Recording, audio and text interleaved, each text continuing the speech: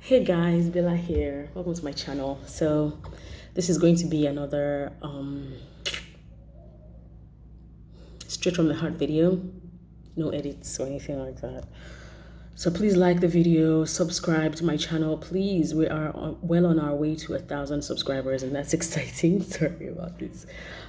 So please make sure that you subscribe and that you share as well, so other people can see this. Real quickly, I want to just quickly talk about something that has been, on my mind recently, and this is with regards to, people saying stuff like, you have to get to a point where, see my nails, you guys, like, how do I have two nails painted and three unpainted? So what happened this morning was, I saw that one of the nails, the nail polish, had kind of smudged somehow. So I said, let me clean it. So I went from cleaning one to cleaning three, and then I held my nail polish, thinking I was gonna do it myself, but I did not. Am I the only person who loves DIY? Like, it's not like what I want to do is expensive such that I cannot afford it. It's just, I will do it myself, thanks. I don't know who does that. Like, even my hair, I was thinking of doing a tutorial on how to make, like, an updo or a bun on your head, because I love that hairstyle and I do it myself literally all the time. So the one time I decided to go to a salon to get it done for me, it was so badly done, and I'm like, I should have known. So anyway, please, if you see my unevenly polished nails in your face, just don't be angry. So anyway, back to what I was going to talk about. I remember that there was a time, I think it was about 2 years ago or so. I think it was just before my sister got married, about 3 years ago, either just before she got married or just after she got married. And everybody was like, now that your sister is married, you are next in line. And I am next in line by the grace of God. However, there was a bit of pressure at the time, and I'm really not one to break, when pressured or whatever. But it was just like, yo, please, can you just calm down? And I remember that then there were a few other people, in my circle, quote unquote, who were equally single and, were really desiring to get married. And, there were talks around how, okay, so now that you're single, what can one do, etc. And I remember saying then that I was kind of being a bit more intentional about being the kind of woman that my potential husband would love to have, so you went from like maybe cooking a bit more, now the general societal expectation of a wife, cooking a bit more, trying to be prayerful and all of those things. And quite honestly, it's easy to say that, oh, if you are not married just yet and it's your desire, etc., just busy yourself with preparation, just prepare yourself. I don't know why I'm dancing. Bella Rose. I'm the one who also likes to call my name when I do something, like, as a way of chastising myself. If I do anything, I'm like, Bella Rose. Am I the only one who does that? Comment below. So there was all that, you have to prepare as you wait and as you trust God. And while I would tell people that, well, so I'm trying as much as possible to just prepare for, that life. For me, it was, quote unquote, an act, because I think that, to be honest, while people say things like, oh, prepare, it takes two to tango, sort of. So if you're not in a quote unquote committed relationship, if you're not with someone who is also looking to get married to you and they're just telling you prepare, I don't know, it's a bit weird. Like, so you're telling me to try to, ready myself for that life, but I'm supposed to prepare alone. Like, I don't know if it was just weird for me. So it's like, sometimes when I remember that, okay, you're supposed to be preparing for this life, I'm like, okay, I'll now sit down and start thinking, I'm preparing. I'm serious. Like, I'm preparing myself mentally. I'm thinking, like when I'm praying, I stay longer in prayer and then I pray about those things. Like when I'm in the kitchen and I'll try to kind of like sort of enjoy. I love cooking. I love to be in the kitchen. But I think that a lot of these preparations that we talk about are things that, again, this is not a guidebook or anything like that. I think that when people say things like, oh, prepare, prepare, prepare, I believe that it is unfair to say that because one cannot prepare on their own. There's got to be some kind of support. There's got to be some kind of assistance from, I don't know, wherever, maybe a potential spouse, for instance, that would make all that preparation a bit more realistic and even just help you out, generally speaking. And I think that also we kind of pay attention to the wrong things when we tell people, generally, men or women, to prepare. That's the point of this whole conversation.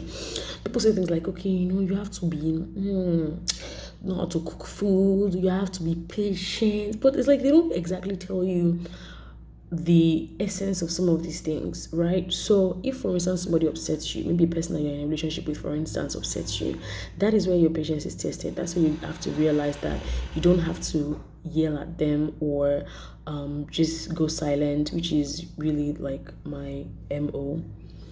Because it's not like it's intentional. It's just like I can't deal with this. I'd rather not have this conversation, and we'll talk about this some other time.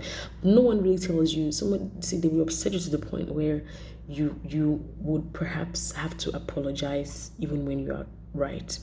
And that's maybe being the bigger person, or maybe you get to a point where something happens, and because you are in this with this person, you know that if you react a certain way, it might make situations worse. So you decide to maybe be the more mature person, or you decide to just be mature if you are a baby like me.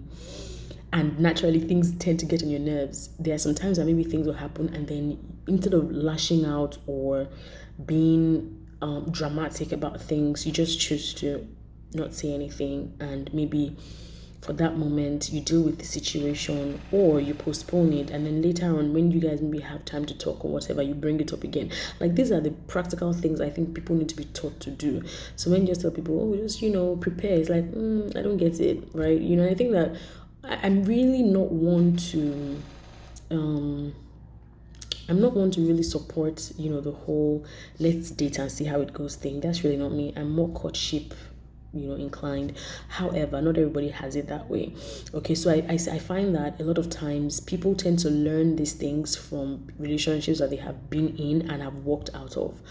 So you know how of a mature person you are, you know how patient you are, you know how much you can take, you know how you're able to deal with issues when they come up with someone that maybe you have been in a relationship with and you have broken up with. So you find that sometimes people are learning how to be better, quote unquote, spouses or whatever, from things that perhaps did not work in the past. And I'm one person who really honestly believes that a girl has no ex. Like, quote me any day. If we did not work out, we never happened. I'm not ashamed or afraid to say it. We did not happen if we did not work out. Okay? So if you see me outside and like, that's my ex, bruh, I don't know you. We never have. Am I married to you? Did you put a ring on my finger? No. So who are you? I don't know who you are.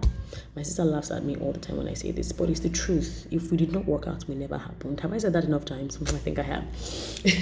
But I think that also single people also, we need to read more. We need to talk to our married friends a bit more. I'm one who sometimes asks my married friends questions. I'm like, so how do you deal with this? So one time I realized I was attracted to some person, and then after a while the attraction just died.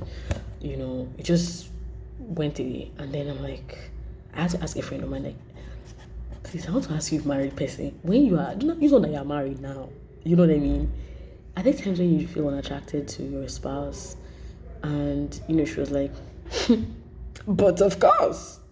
Like, how do you deal with that? How are you still able to live with that person? And she's like, it's a decision. There'll be more handsome men out there, there will be prettier women out there than who I'm with, but I'm with this person, and even at moments when they don't look attractive to me because they have done something wrong, I'm choosing to still love them regardless. So it's like, these are the things that it's not like it's hard or like it's difficult or it's like, oh my goodness, this is such a task. it's just the expectation of some of the things that will happen, and then people telling you how they're able to get out of these situations that we perhaps need to use, quote unquote, to prepare ourselves. And of course, praying to God that at least somebody reasonable comes along and you're able to navigate, all that that water, with them. I think that's equally how we can help ourselves. Just random thoughts on my mind today, Jare, and I just thought to share because I'm nice. Let me know if this was useful to you. And yeah, there's something else I wanted to talk about, but that will be perhaps in the next video, so look out for that. Okay.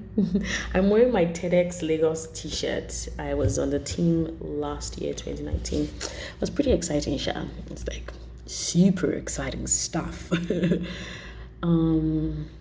So yeah, look out for my other video. It will be up next. I will share something else with you, and it may be slightly based a bit more on relationships and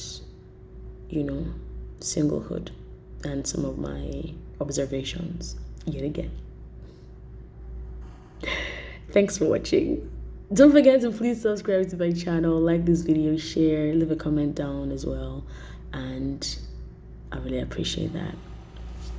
Thank you very much with my unevenly polished nails.